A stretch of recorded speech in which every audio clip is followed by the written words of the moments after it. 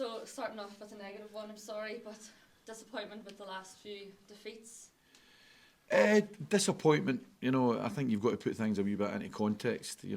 Disappointment, the level of performance I've seen in the team still been consistently high. And I think we need to remember, getting into that St Mirren game, that was our 6th game in 17 days.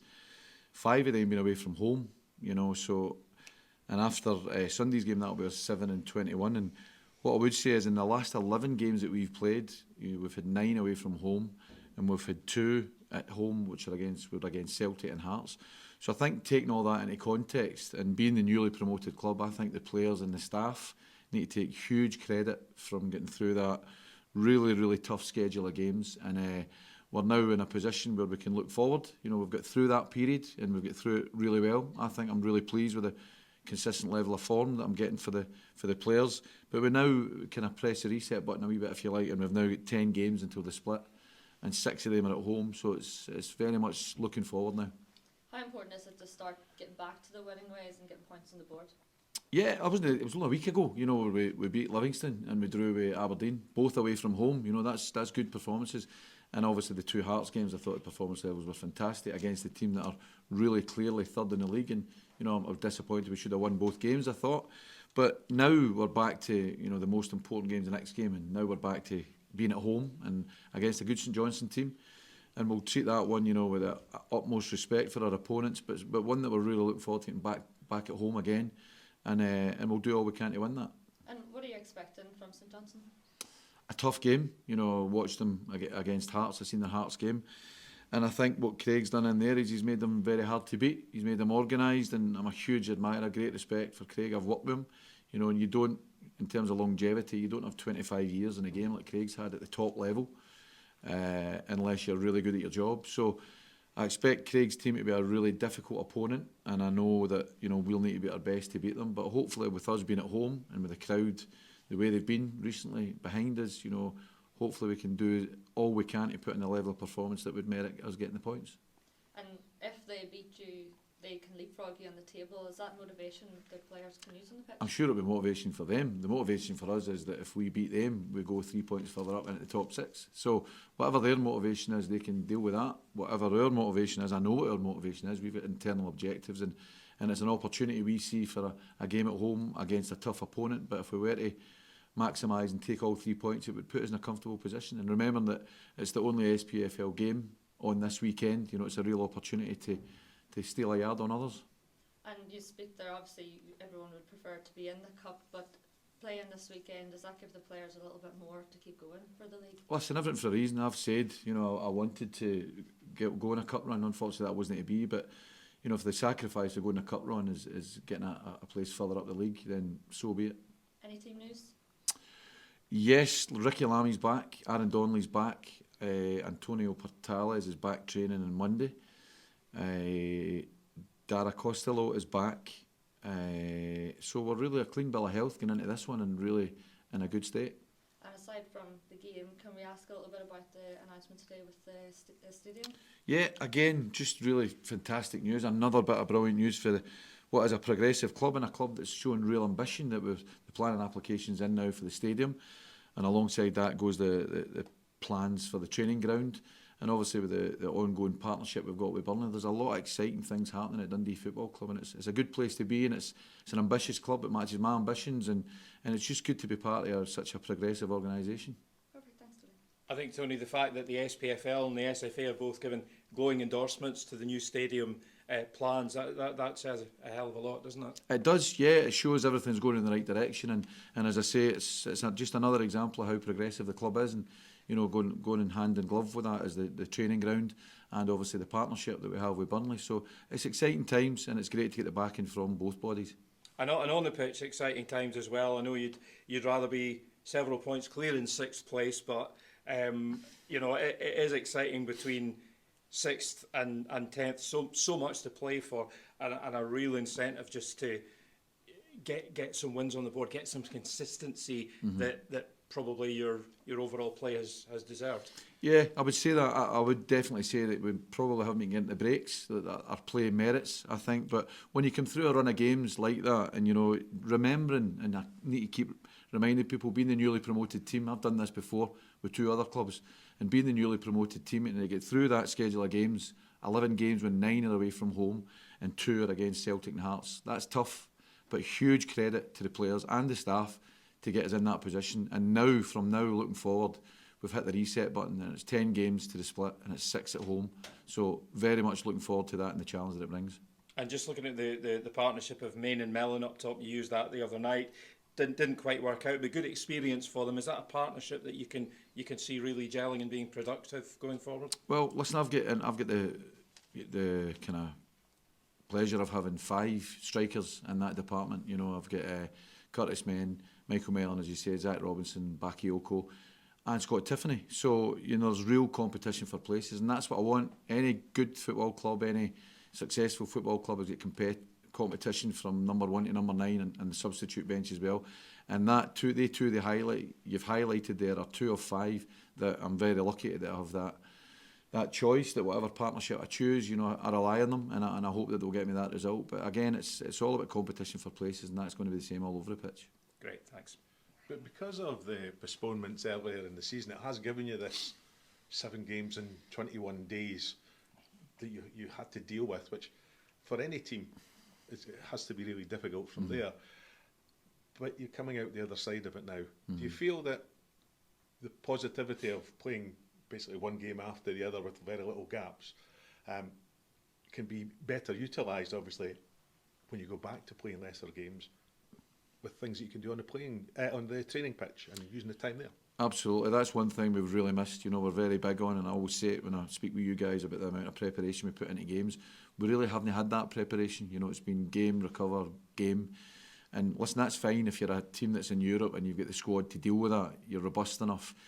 As a newly promoted team coming up into from the Championship, that's difficult, and it's difficult in terms of rotating players, preparing for games. And yeah, I would agree with you. I think we come out of this period so much stronger as a squad, but so much stronger in terms of, you know, the level of professionalism that my players have showed on a daily basis to get through that challenge.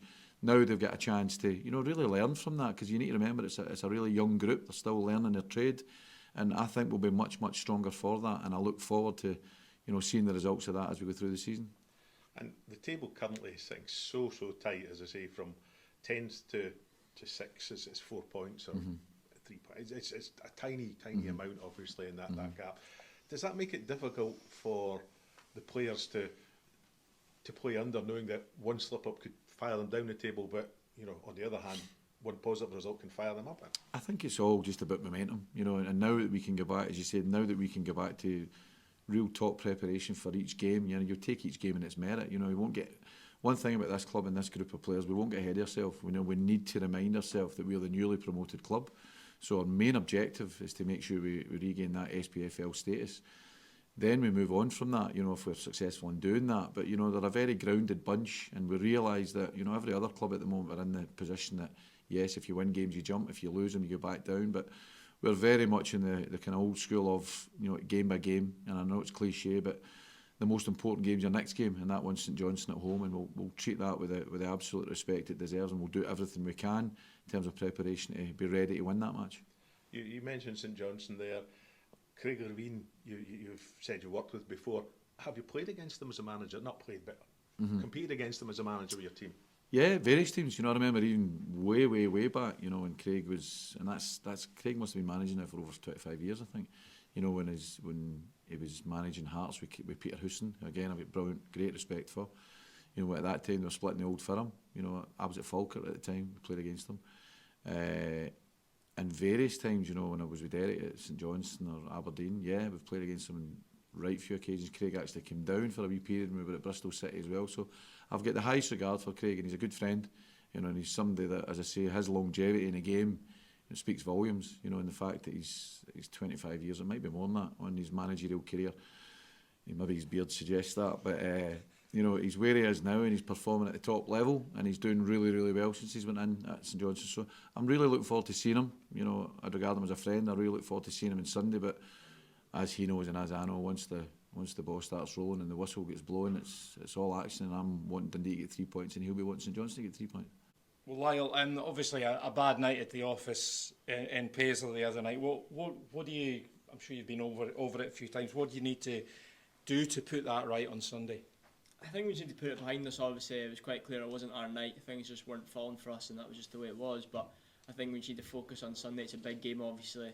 We want to try and separate ourselves from it as much as possible. So I think we're all looking forward to it, and all recovered from Tuesday night.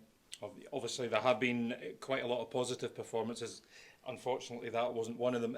It's so tight, isn't it, in the league table between yourselves in 6th place and your opponents on Sunday in 10th, just 2 points separating you. So how important is it to start getting a few wins on the board now? Yeah, it's massive. If you can put a few results together, get a few points in a row, then you'll just keep going up the table as you see, but you can go down it as quickly as you can go up it. So I think it's not going to be easy on Sunday. They're obviously a good side and they've got a lot of good players and stuff, so we just need to give it our best, hopefully perform in one of our good days and we'll be okay. Yeah, last time out against them, unfortunately you let the 2-0 lead slip. You've done that on a number of occasions this season. How important is it just to, when you're on top, you've got to kill teams off? Yeah, I think that's what it is. We've had a lot of good spells in games this year and we've shown that we are a real team. It's just putting a full 90-minute performance in that we can hold that out for the whole game, because if we do that we'll be just fine, and I think we've proved a lot of people wrong this year in the way we've played football some games, so hopefully we can just keep having good games and keep putting the points on the board.